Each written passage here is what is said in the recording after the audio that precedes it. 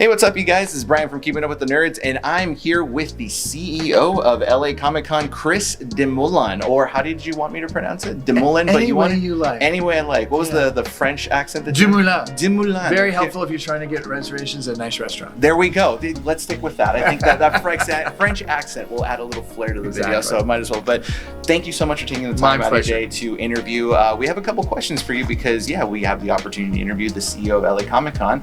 So I'm going to start with this. I remember LA Comic Con way back when 2011 when it first launched as Kamikaze Expo. Kamikaze Expo. Indeed. The name change was 2016, but then I read that you started helping out with the whole process back in 2012, right? Yes, indeed. You got your story right. Perfect. Can you tell us a little bit about history? Yeah, so 2011, Kamikaze Expo was started by some fans who were kind of frustrated because there's a very large show south of here that they couldn't get into anymore. Mm-hmm. So they said, let's start our own show.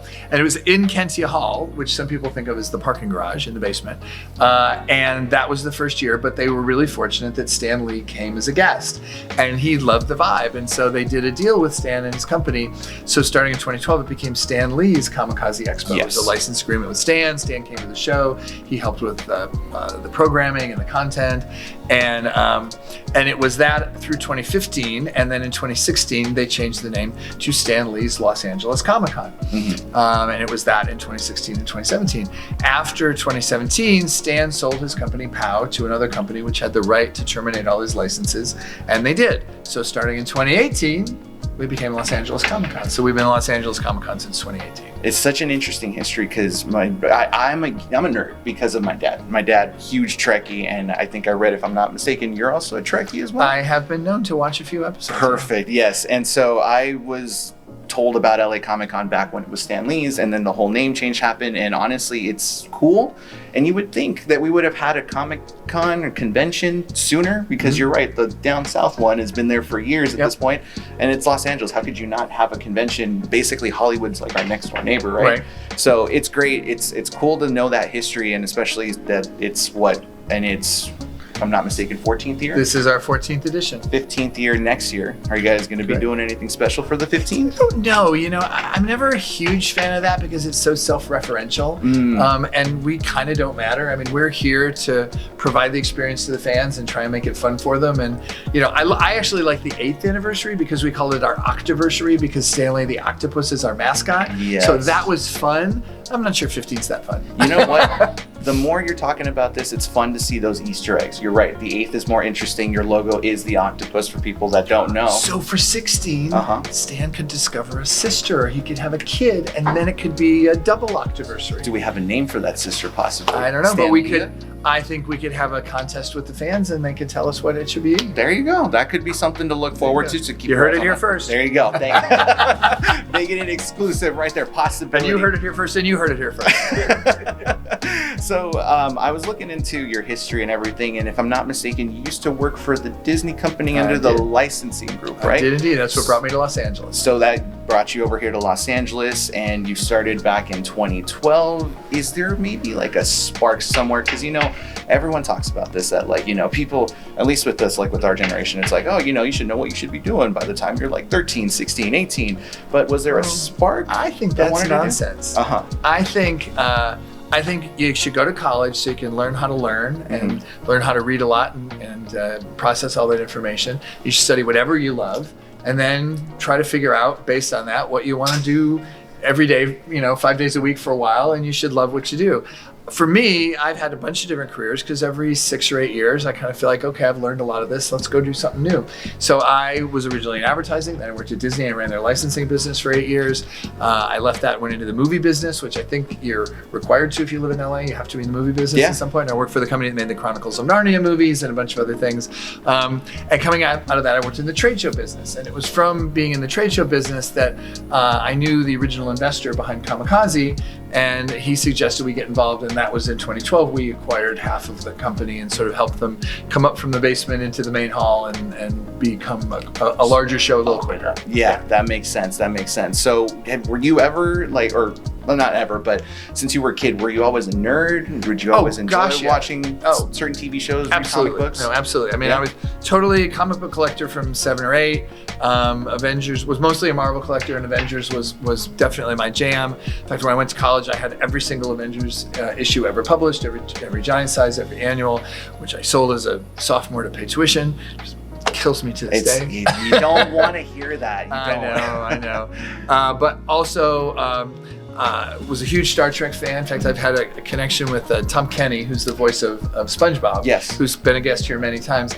I grew up in Rochester, New York. He grew up in Syracuse, and I think we're about the same age. And we would come home after school, early days of television, and one of most cities back then had one station that ran reruns, and Star Trek became really popular on reruns. We used to come home from school every day, 4th, 5th, 6th graders, and watch Star Trek every day, and that kind of, I think, for me, began a love which became a love of science fiction, of fantasy, led to the Lord of the Rings, which I'm a huge Lord of the Rings fan, led me to ride my bike in the rain the weekend that Star Wars opened in '77 to go see that. And so yeah, I think a lot of that was sparked by exposure to Star Trek as a kid. It's interesting because a lot of people talk about Star Wars, and there's nothing wrong with either fandom. It's always, but Trekkies have like a deeper lore and connection that brings out a little more nerdiness in them. It's interesting because like I said, I was a Trekkie, I still am. I love Strange New Worlds, the new series that came out.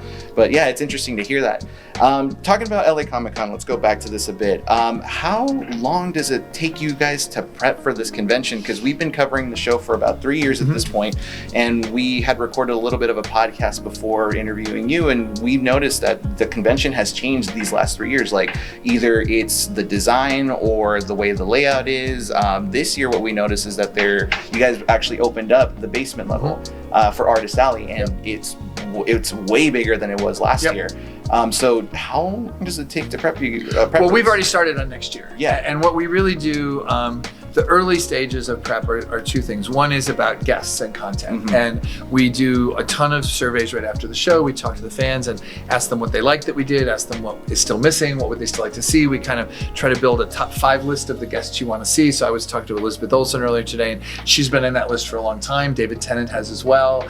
Last year when Ewan McGregor came, we were able to tick him off people's lists. And so we start with the content and working with the talent and their agents. We were already talking about guests for next year and people whose schedule's busy next year for 2027. We also then try to just do a lot of post-show analysis on how well did the exhibitors do, and when do they rebook on site, which means they're already looking forward to next year and building that stuff. But the most important feedback is from the fans on what they want to see, so we can build the content lineup. And that's what got us leaning into anime. That's what got us adding gaming.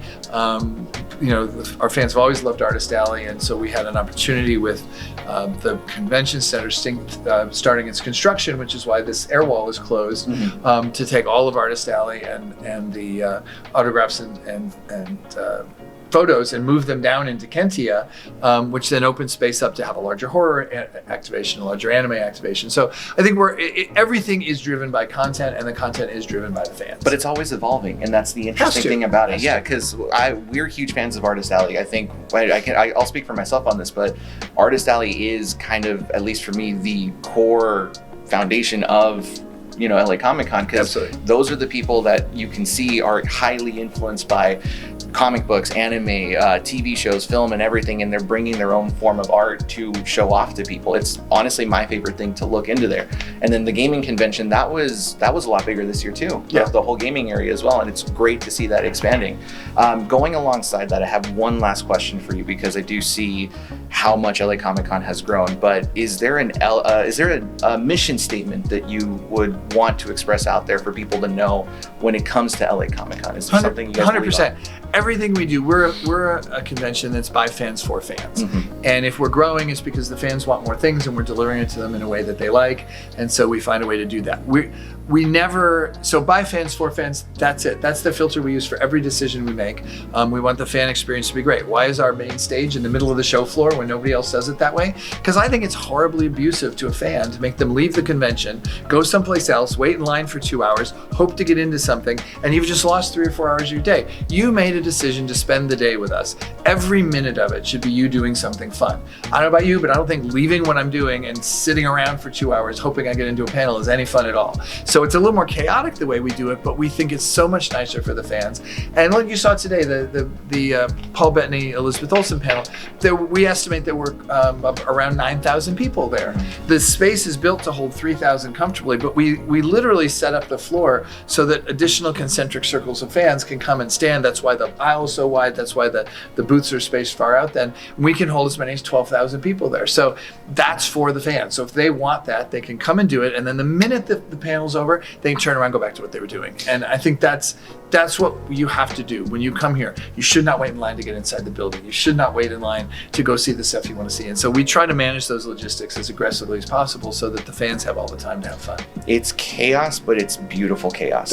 I totally agree with you. And it's interesting that you bring it up like that because, yeah, like people can complain and say like there's too much traffic, there's too much footwork, but what convention allows you to walk the areas, right? And then turn around and see the main stage. It's like, oh, like we did that today. Bryce Dallas Howard was on the stage and we're like, holy cow. Oh my God, dude. Yeah.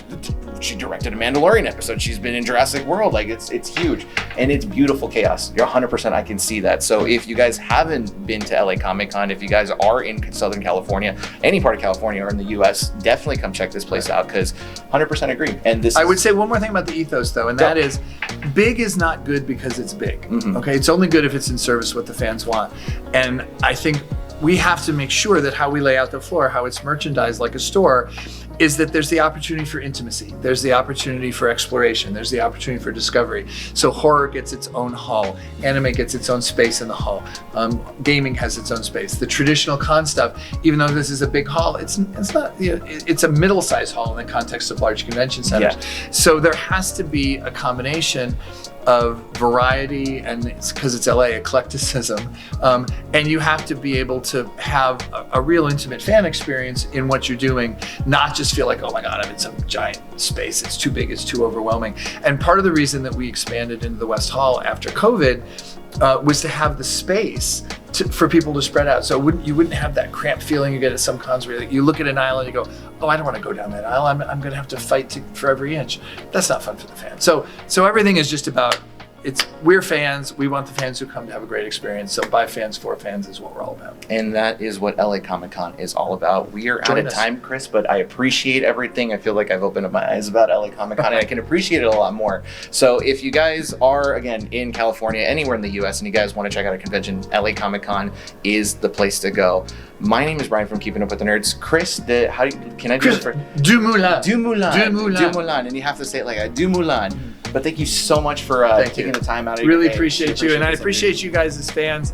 We're here for you, and we really appreciate that you, particularly during COVID, but that you kept the fans connected. This is about community. This whole place is about community, and it's shows like yours that help us have a place for that community to be nurtured and be maintained. So thank you. Yeah, no, and thank you for continuing this, and hopefully for many more years to come. I got a kid that was born recently, so I'm definitely going to take her over here. Congratulations. Thank you. So catch more content on our YouTube channel. Please go check out the other videos. But thank you, Chris, for joining us again. We'll see you all in the next video. You guys take care. Adios, everybody. Bye, guys. Bye.